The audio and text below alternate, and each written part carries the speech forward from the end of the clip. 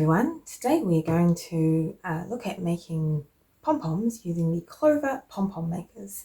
They come in two sets of two, 4 different sizes in total, and today we're going to use the 45mm pom-pom tool. To make the pom-poms you're going to need your tool,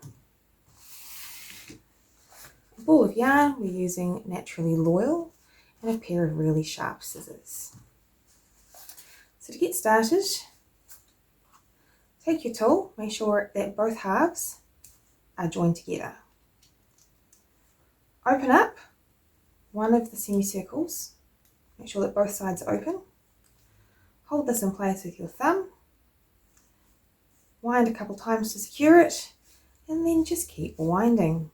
Now make sure you don't do this over the corner, you want to keep it under the edge, and just wind it around, filling up the space. You want to fill it up nice and evenly.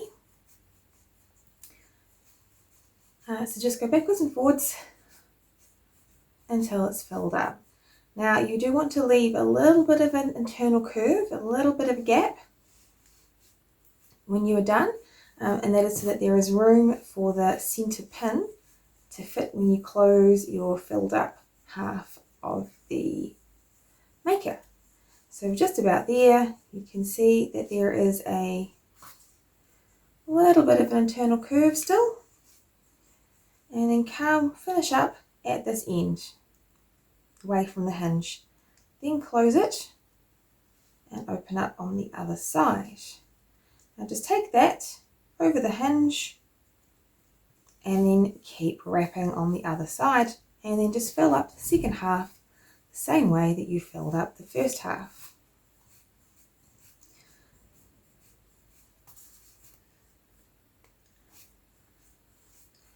Round and round, backwards and forwards, making sure that you don't go over those corners.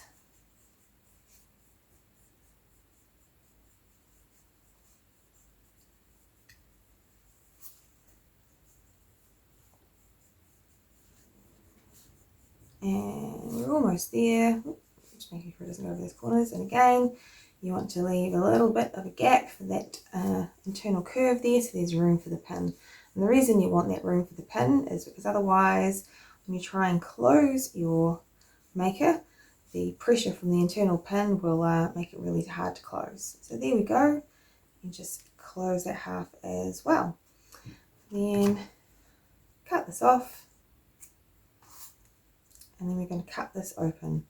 Now come into this center using really sharp scissors. I had to test a few pairs before I found one that was sharp enough to do this without too much stress. And make sure when you come to the hinge that you wrapped over earlier, you can see in there's the piece. Make sure you get that one as well. And then just keep going the whole way around. Now at this point, if you've got overfilled it a bit too much, it's really going to be wanting to pop open by itself, so just make sure it stays intact. Cut yourself a length of yarn and pop that through the middle where you've just cut open. Make sure you tug it so it pops inside around that centre pin. Now, as well as using yarn, if you can also use dental floss or fishing line or anything else. Those are particularly good options if the yarn that you're using is prone to breaking when you tie your knot. It's also, if you're using a garland, you can just tie the pom-pom directly onto the fishing line that you're using to hang your garland. Once that's tied, open up your pom-pom maker, the same semicircles, and then pop it apart in that center pin, and there is your pom-pom. Give it a bit of a flick to fluff it up. You'll need to give it a bit of a trim. And the great thing with the Clover Pompom makers, as opposed to some of the other techniques, is that generally speaking, you use a lot less trimming. Now, if you're using this to tie it on, you can leave it in place.